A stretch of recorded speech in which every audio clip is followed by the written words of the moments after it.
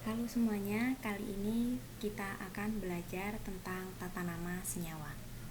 Sejauh ini kalian sudah banyak mengenal rumus-rumus kimia. Kalian juga sudah menguasai cara pembentukan suatu molekul melalui ikatan ion dan ikatan kovalen. Nah, suatu molekul jika bergabung dengan molekul yang lainnya, maka dia akan membentuk suatu senyawa. Rumus-rumus molekul kalian sudah banyak melihat. Sekarang yang akan kita bahas, jika tersedia suatu rumus molekul, bagaimana memberi nama dari rumus molekul tersebut. Atau sebaliknya, jika disediakan suatu nama dari senyawa, bagaimana cara membuat rumus molekulnya. Dalam kehidupan sehari-hari, kalian sering melihat rumus molekul. Contohnya terdapat dalam obat-obatan atau komposisi makanan. Kita langsung akan mulai membahas tentang tata nama senyawa. Untuk lebih menguasai materi tata nama senyawa ini, saya sarankan kalian mempunyai tabel anion dan kation supaya lebih mudah untuk membuat nama dari suatu rumus molekul. Selain itu, kalian juga mempunyai tabel periodik unsur. Itu penting dalam materi tata nama senyawa ini. Di sini ada nama dari ion-ion positif yang namanya sesuai dengan nama yang ada di tabel periodik unsur. Lalu di sini juga ada nama beberapa unsur yang dia menggunakan tanda kurung Romawi, nanti akan saya jelaskan.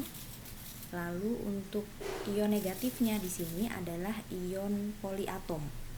Artinya ion poliatom ini ionnya terdiri dari lebih dari satu atom. Nah, di sini ada nama-namanya untuk ion poliatom. Ion negatif itu tidak hanya terdiri dari ion poliatom, tetapi ada juga ion monoatom. Kita mulai dengan penamaan senyawa ion atau molekul ion. Nah, untuk aturan penamaannya, nama ion positifnya itu diberi nama sesuai dari nama unsur yang terdapat dalam tabel periodik unsur.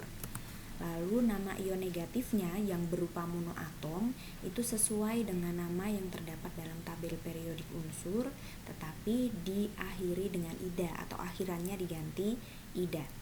Kita ke contoh yang pertama. Atom natrium jika membentuk ion, dia akan membentuk ion positif Na+.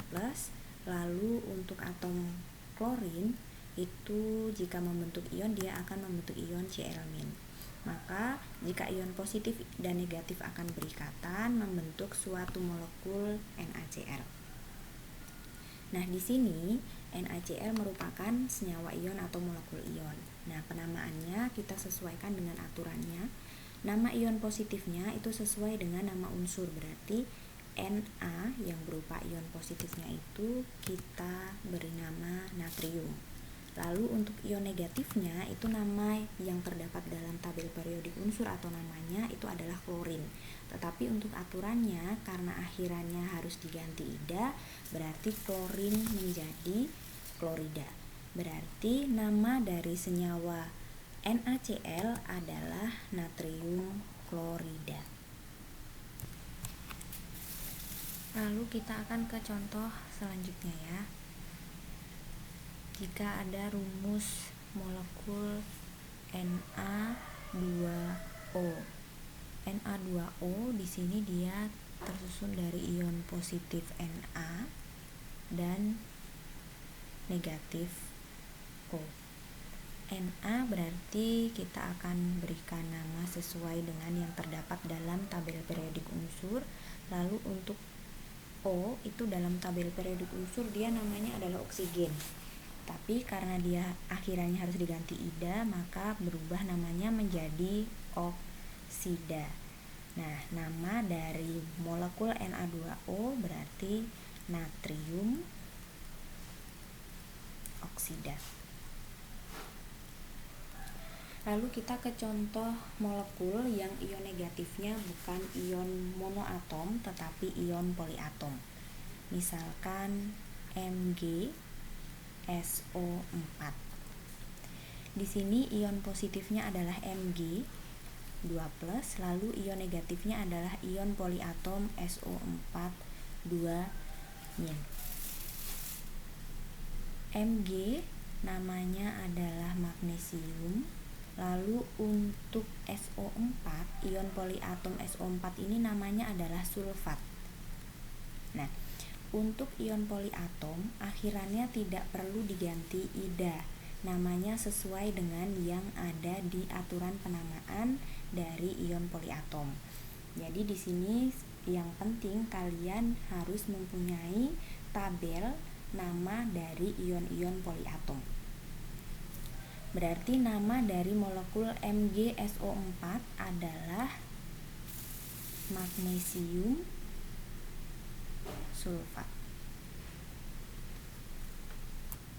Oke, kita lanjut ke senyawa atau molekul yang penulisan ion positifnya menggunakan tanda kurung angka Romawi.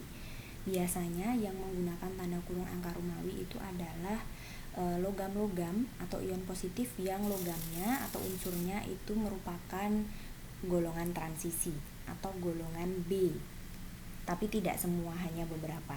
Jadi penting juga kalian mempunyai tabel ion positif yang seperti saya sampaikan sebelumnya, supaya kalian tahu mana yang harus ditentukan muatannya untuk membuat nama yang menggunakan tanda kurung Romawi.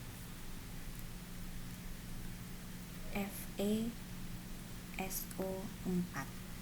Nah, di sini terdapat ion positif dan ion negatif. Ion positifnya adalah Fe, lalu ion negatifnya adalah ion poliatom SO4 2-. Nah, untuk menentukan muatan dari Fe, kalian bisa melihat muatan negatifnya. Muatan ion poliatom yang negatif di sini 2-, berarti untuk Fe-nya di sini mempunyai muatan 2 positif.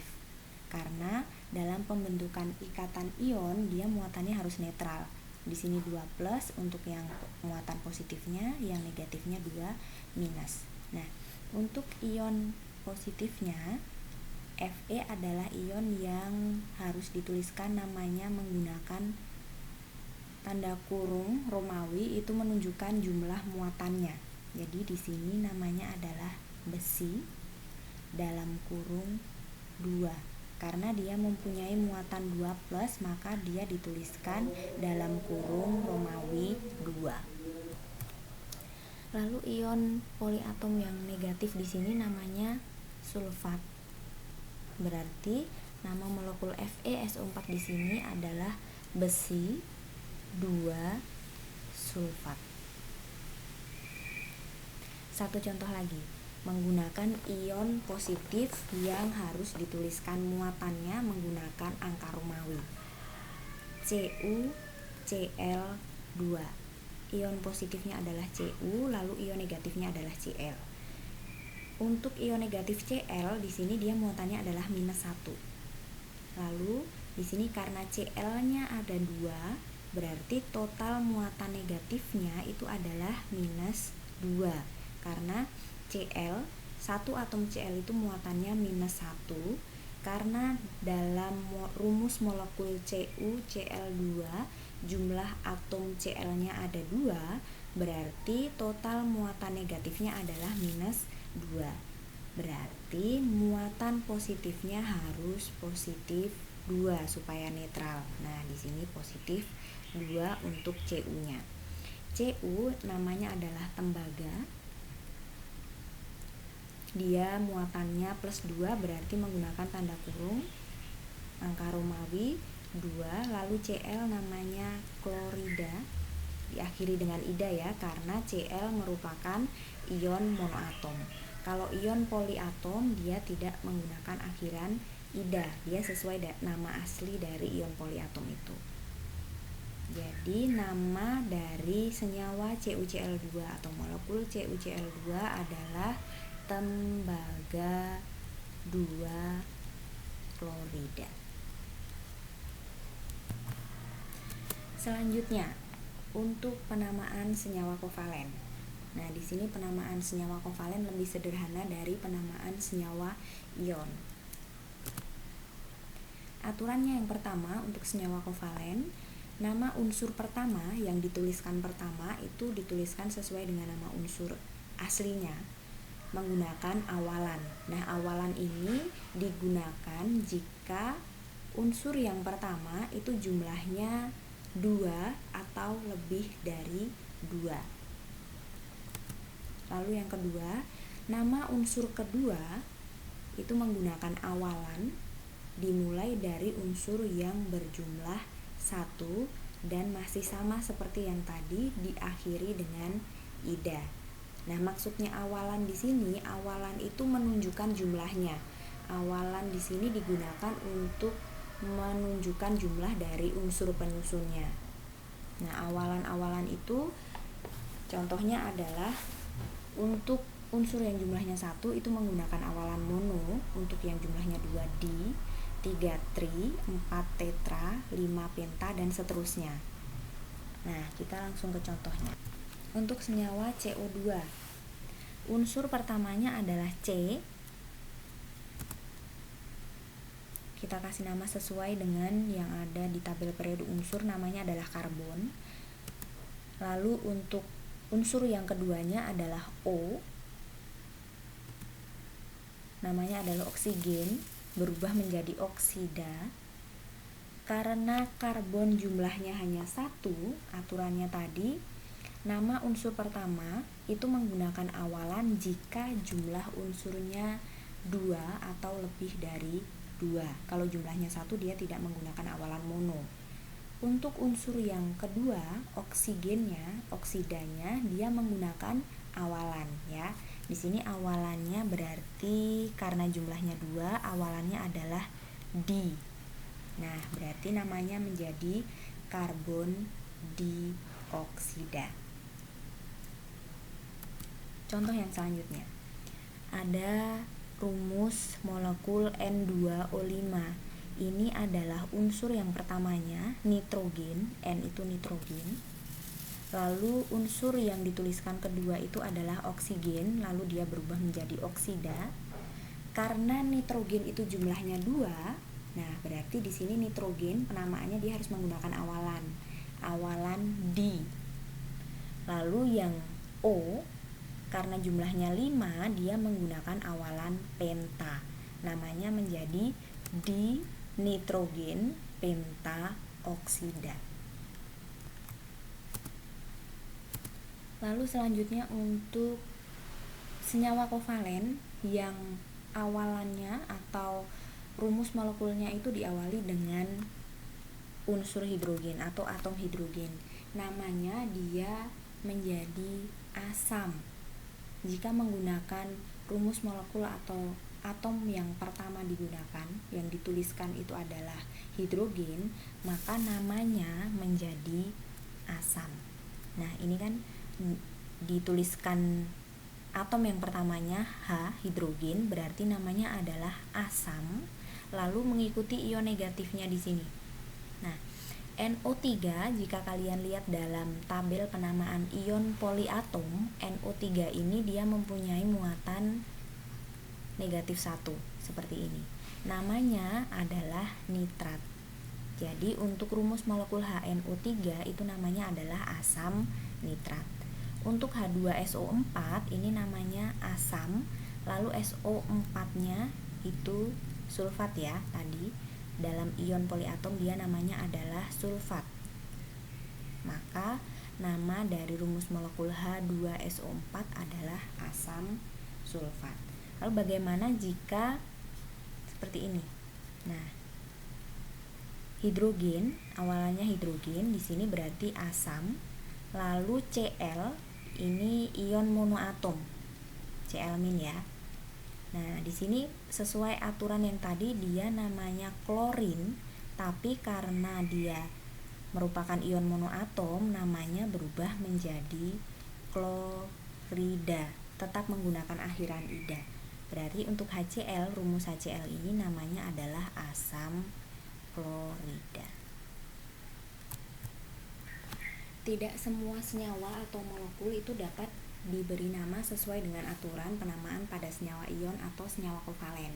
Jadi ada beberapa molekul atau senyawa yang dia sudah mempunyai nama lazim atau nama yang sudah dikenal secara umum, itu menggunakan nama yang tidak sesuai dengan aturannya.